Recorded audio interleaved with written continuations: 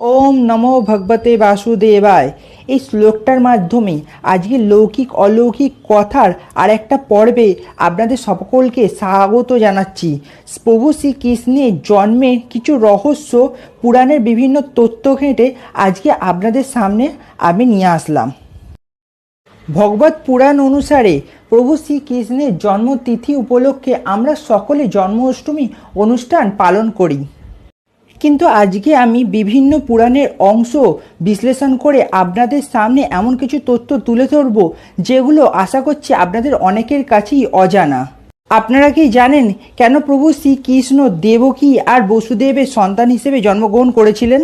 কেন দেবকীর গর্ভে জন্মগ্রহণ করা সত্ত্বেও প্রভু শ্রীকৃষ্ণ ছোটবেলায় যশোদার কাছে পালিত হয়েছিলেন? শুধু কি কংসের হাত থেকে ছোট্ট গোপালকে রক্ষা করার জন্য মাতা দেবকী ও বসুদেব নিজ সন্তানকে মাতা যশোদা ও নন্দবাবার কাছে তুলে দিয়েছিলেন, নাকি এর পেছনেও রয়েছে ভগবানের কোনো অদ্ভুত লীলা খেলা? কেন কংস দেবকী ও বসুদেবের 6 পুত্রকে একে একে হত্যা করেছিলেন? শুধু কি নিজ প্রাণ রক্ষা করতে, নাকি এর পেছনেও রয়েছে অন্য কোনো পৌরাণিক রহস্য? আর কোন পুণ্যের কারণে তারা প্রভু শ্রীকৃষ্ণকে সন্তান রূপে পেয়েছিলেন? শ্রীকৃষ্ণের জন্মবৃত্তান্ত আমাদের সকলেরই মোটামুটি জানা। স্কন্দ পুরাণ, ঋগ্বেদ, ভগবত পুরাণে শ্রীকৃষ্ণের জন্ম সম্পর্কে এমন অনেক কথাই উল্লেখিত রয়েছে যা হয়তো আমাদের অনেকের কাছেই অজানা, যেগুলো আপনারা শুনলে অনেকেই আশ্চর্য হবেন, আবার তার পাশাপাশি আনন্দিতও হবেন। তো চলুন বন্ধুরা, শ্রীকৃষ্ণের জন্মকে ঘিরে পুরাণে যে অজানা রহস্য রয়েছে সেই রহস্যগুলো জেনে নেওয়া যাক।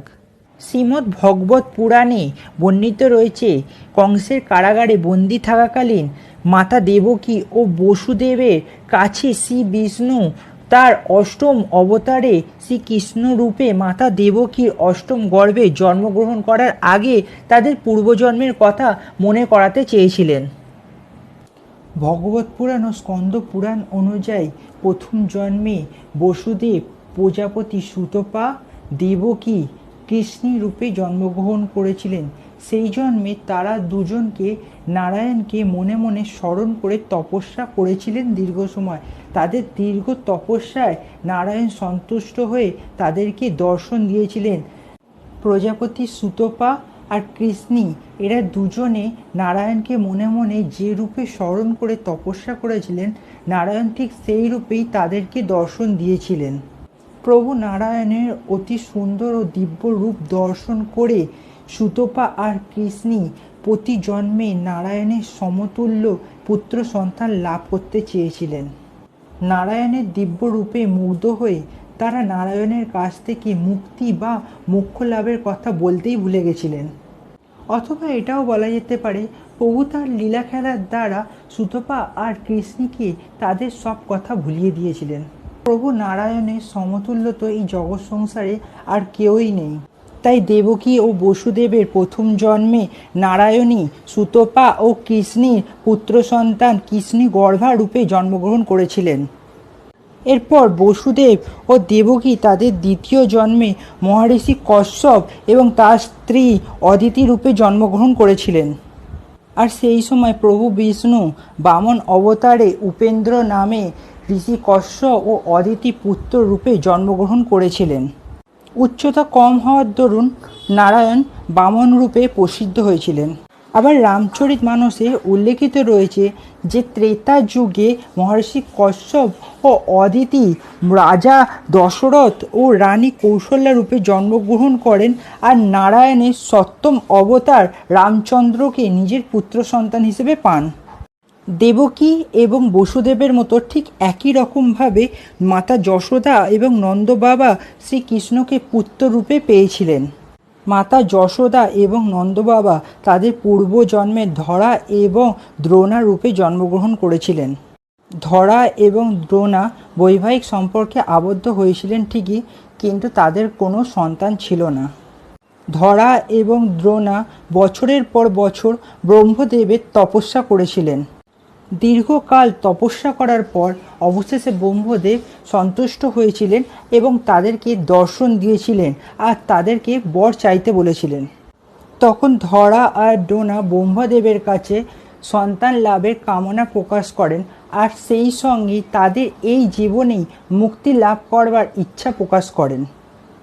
তখন ব্রহ্মদেব বলেন, তাদের এই দুটি ইচ্ছাই এক জীবনে একসাথে পূরণ করা সম্ভব নয়।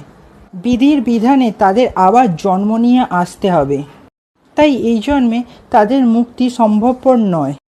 এই কথা শুনে ধারা আর ডোনা বলে, হে প্রভু, আমাদের যদি পুনরায় জন্ম নিয়ে এই জগৎ সংসারে আসতে হয়, আমরা যেন সেই জন্মে শ্রী হরির সান্নিধ্য লাভ করতে পারি। শ্রী হরির সান্নিধ্য পেয়ে যেন এই জগতের মোহ মায়া দুঃখ কষ্ট পাপ থেকে উদ্ধার পেতে সক্ষম হই। শ্রী হরির প্রতি অবিচল ভক্তি দেখে ব্রহ্মদেব প্রসন্ন হয়ে ধারা আর ড্রোনাকে তাদের ইচ্ছা অনুরূপ বর দান করলেন। পরবর্তী জন্মে ধারা আর ড্রোনা মাতা যশোদা ও নন্দ বাবা রূপে জন্মগ্রহণ করেছিলেন। ব্রহ্মদেবের বরদানের কারণেই প্রভু বিষ্ণু কৃষ্ণরূপে মাতা দেবকীর গর্ভে জন্মগ্রহণ করা সত্ত্বেও মাতা যশোদা ও নন্দ বাবার কাছে পালিত হয়েছিলেন। আবার পুরাণের কোথাও কোথাও মাতা যশোদার প্রভু শ্রীকৃষ্ণকে সন্তান রূপে পাওয়ার কাহিনী নিয়েও দ্বিমত রয়েছে। ঋগ্বেদে বলা হয়েছে, দশরথের পত্নী কৈকেয়ী পরের জন্মে মাতা যশোদা রূপে জন্মগ্রহণ করেছিলেন, কিন্তু কৈকেয়ী নিজের পুত্র ভরতের থেকে রামচন্দ্রকে সবথেকে বেশি ভালোবাসতেন। কিন্তু পরবর্তীকালে জটিলা মন্ত্ররার কুমন্ত্রণার কুপরামর্শে কৈকেয়ী বিভোর হয়ে যায় আর রামচন্দ্রকে 14 বছরের জন্য বনবাসে পাঠিয়েছিলেন। আবার প্রভু রামচন্দ্র বনবাসে গমন করবার পর নিজ ভুল বুঝতে পেরে 14 বছর ব্যাপী মাতা কৈকেয়ী নিজের অনুতাপে জ্বলনজ্বালায় জ্বলেছিলেন। সুখে দুঃখে অনুতাপে তিনি পাথর হয়ে গিয়েছিলেন। সেই কারণে প্রভু রামচন্দ্র বনবাস থেকে ফেরত আসার পরে তার গর্ভধারিণী মাতা কৌশল্যার কাছে প্রথমে না গিয়ে তিনি মাতা কৈকেয়ীর কাছে গিয়েছিলেন। শ্রীরামকে কাছে পেয়ে মাতা কৈকেয়ী ক্ষোভে দুঃখে পুরোপুরি ভেঙে পড়েছিলেন। তখন তিনি প্রভু রামচন্দ্রকে বলেন, হে প্রভু, তুমি তো স্বয়ং ভগবান, অন্তর্যামী, ত্রিকালদর্শী, তাহলে তুমি আমাকে দিয়েই এই পাপের কাজ কেন করালে? কেন আমাকেই এত বড় পাপের ভাগীদার করালে? তখন প্রভু বলেন, হে মাতা, আপনি যদি আমাকে বনবাসে না পাঠাতেন তাহলে হয়তো রাবণবধ সম্ভব হতো না। এটাই ছিল বিধির বিধান, এটাই ছিল নিয়তি। তখন মাতা কৈকেয়ী রামচন্দ্রের কাছে পরজন্মে তাকে পুত্র হিসেবে পাওয়ার কামনা করলেন। প্রভু শ্রী রামচন্দ্র গুরুকুলে থাকাকালীন 2 বছর, বনবাসে থাকাকালীন 14 বছর, অর্থাৎ যে 16 বছর মাতা কৈকেয়ী তার প্রিয় পুত্র থেকে দূরে থেকেছেন, পরবর্তী জন্মে তিনি সেই 16 বছর ব্যাপী সন্তান সুখ, সন্তানের ছোট থেকে বড় হয়ে ওঠা, তার সমস্ত দুষ্টুমি উপলব্ধি করতে চেয়েছিলেন। তাই প্রভু রামচন্দ্র মাতাকে দেয়া প্রতিশ্রুতি রক্ষা করতে তার অষ্টম অবতার শ্রীকৃষ্ণ রূপে মাতা কৈকেয়ীর পরবর্তী জন্ম যশোদার কাছে ছোট থেকে বড় হয়ে ওঠেন। নটখট গোপাল মাতা যশোদাকে কখনো প্রচণ্ড দুষ্টুমি করে তাকে বিরক্ত করে তুলেছিলেন, কখনো আবার অবাক অবাক কাণ্ড করে, যেরকম কালিয়া নাগ দমন, বগাসুর বধ, পুতনা বধ, আবার নিজের ছোট্ট মুখমণ্ডলের ভিতর জগৎ সংসারকে দেখিয়ে মাকে অবাক করে ভয় দেখিয়ে দিয়েছিল। পূর্বজন্মে মাতা কৈকেয়ীর প্রার্থনা রক্ষা করে পরজন্মে 16 বছর মাতা যশোদা ও নন্দবাবার গৃহে কাটিয়ে প্রভু শ্রীকৃষ্ণ তার গর্ভধারিণী মাতা দেবকী ও বসুদেবের কাছে যান আর কংসকে বধ করে তার কারাগার থেকে নিজ মাতা পিতাকে উদ্ধার করেন। বসুদেব, দেবকী, যশোদা, নন্দ বাবা এরা কেউ সাধারণ মানুষ ছিলেন না, কারণ সাধারণ মানুষ হলে প্রভু শ্রীকৃষ্ণকে সন্তান রূপে লাভ করা যেত না। তারা সকলেই নিজেদের কর্ম আর পুণ্যের কারণে প্রভু শ্রীকৃষ্ণকে পুত্র হিসেবে পেয়েছিলেন। তাই নারায়ণের বিভিন্ন অবতারের সঙ্গে সঙ্গে তার পিতামাতা রূপে দেবকী, বসুদেব, নন্দবাবা এবং যশোদা এদের জন্ম কখন, কোথায়, কিভাবে হবে সেটা নারায়ণের লীলা দ্বারা পূর্ব নির্ধারিত থাকে। অপরদিকে কংসের পূর্ব জন্ম নিয়েও পুরাণে অনেক তথ্য পাওয়া যায়। রাজা উগ্রসেনের প্রথম পুত্র ছিলেন কংস। স্কন্দ পুরাণ অনুযায়ী কংস পূর্বজন্মে মহাপরাক্রমী রাক্ষস কালনেমী রূপে জন্মগ্রহণ করেছিলেন। দেবাসুর সংগ্রামে সমস্ত দেবতারা যখন কালনেমির অত্যাচারে বিধ্বস্ত হয়ে পড়েছিলেন, তখন সমস্ত দেবতারা একত্রিত হয়ে প্রভু শ্রী বিষ্ণুর শরণাপন্ন হয়েছিলেন। তখন ভগবান বিষ্ণু দেবতাদের রক্ষা করবার জন্য কালনেমির সঙ্গে যুদ্ধে অবতীর্ণ হয়েছিলেন। শক্তিশালী কালনেমি ভগবান নারায়ণের দিকে ত্রিশূল নিক্ষেপ করলে ভগবান নারায়ণ তার সুদর্শন চক্রের মাধ্যমে তাকে বধ করেছিলেন। দেবতারা জয়ের উল্লাসে মেতে উঠলেও নারায়ণ বলেছিলেন নির্দিষ্ট সময়ের পূর্বে কালনেমির মৃত্যু হলেও সে দাপর যুগে আবার জন্মগ্রহণ করবে, আর তখন নারায়ণ অষ্টম অবতারে শ্রীকৃষ্ণরূপে তাকে বধ করবেন। তাই মহাজ্ঞানী ও ধার্মিক রাজা উগ্রসেন ও পদ্মাবতীর সন্তান হওয়া সত্ত্বেও অন্যান্য সন্তানদের তুলনায় কেবলমাত্র কংসের মধ্যেই ছোটবেলা থেকেই অসুরী প্রবৃত্তি লক্ষ্য করা যেত। বয়স বৃদ্ধির সঙ্গে সঙ্গে কংস ক্রমশ ক্রূর আর অত্যাচারী হয়ে ওঠে। আপন পিতাকে কারাগারে বন্দি করে নিজের রাজসিংহাসন দখল করে বসে। কিন্তু কংস তার ভগিনী দেবকীকে খুবই ভালোবাসত। বসুদেব ও দেবকীর বিবাহের পর যখন আকাশবাণীর মাধ্যমে কংস জানতে পারে ভবিষ্যতে দেবকীর অষ্টম গর্ভের সন্তান তার মৃত্যুর কারণ হবে, তখন ভগিনীর প্রতি সমস্ত ভালোবাসার জলাঞ্জলি দিয়ে তাকে মারতে উদ্যত হলো। কিন্তু বসুদেব কংসের কাছে তার পত্নীর প্রাণ ভিক্ষে চায় আর তার প্রতিটি সন্তান কংসের হাতে তুলে দেওয়ার প্রতিশ্রুতি দেয়। প্রথম সন্তান জন্মানোর পর কংস ভাবলেন শুধুমাত্র অষ্টম গর্ভে সন্তান ব্যাপী আর অন্য কারোর দ্বারা আমার ক্ষতি সম্ভব নয়, তাই এই সদ্যজাতকে হত্যা না করলেও চলবে। কিন্তু নারদের প্ররোচনায় কংস এক এক করে দেবকীর 6টা সন্তানকে পাথরের ওপর আছড়ে ফেলে হত্যা করলেন। কিন্তু পৌরাণিক বিভিন্ন তথ্য থেকে জানা যায় নারদের কংসকে ওই সদ্যজাত শিশুদের হত্যার প্ররোচনা দেওয়ার পেছনেও বিশেষ উদ্দেশ্য ছিল। আসলে দেবকীর ওই 6টি সন্তান ব্রহ্মলোকে 6টি দেবতা ছিলেন এবং ব্রহ্মদেবের খুবই স্নেহের পাত্র ছিলেন।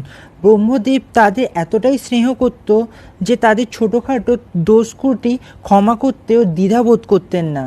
এইরকম দিনের পর দিন অতিবাহিত হওয়ার পর একদিন তারা অহংকারে বশীভূত হয়ে ব্রহ্মদেবের অনাদর করে ফেলেন।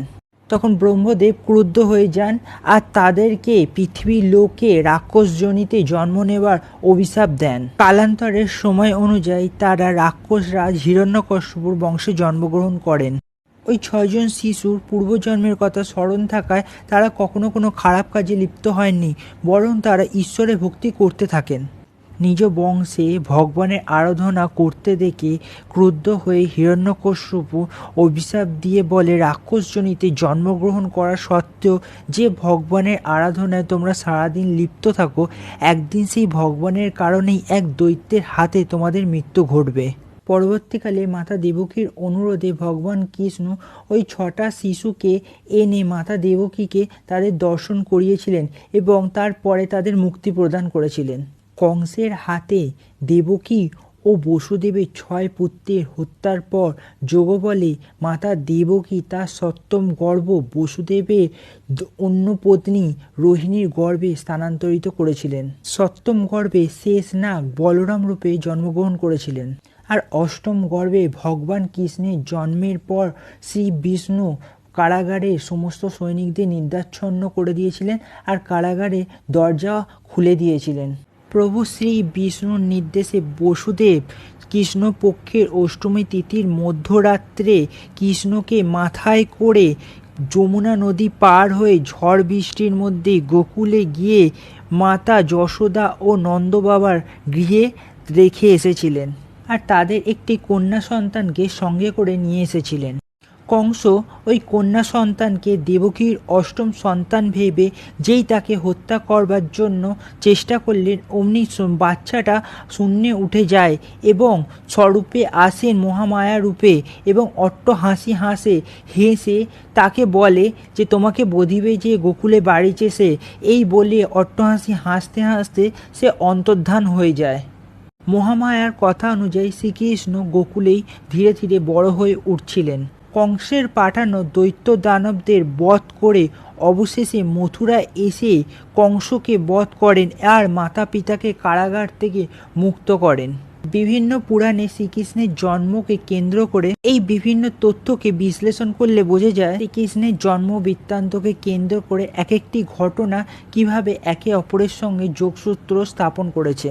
বিভিন্ন পুরাণের বিভিন্ন অংশ বিশ্লেষণ করে বিভিন্ন অংশ থেকে আমরা শ্রীকৃষ্ণের জন্মের যে রহস্য রয়েছে সেটা আপনাদের সকলের সামনে আনবার চেষ্টা করলাম। যদি আপনাদের ভালো লাগে তাহলে চ্যানেলটা সাবস্ক্রাইব করবেন, করে বেল আইকনটা প্রেস করতে ভুলবেন না, বন্ধুদের সঙ্গে শেয়ার করবেন, লাইক করবেন আর কমেন্টের মাধ্যমে অতি অবশ্যই জানাবেন।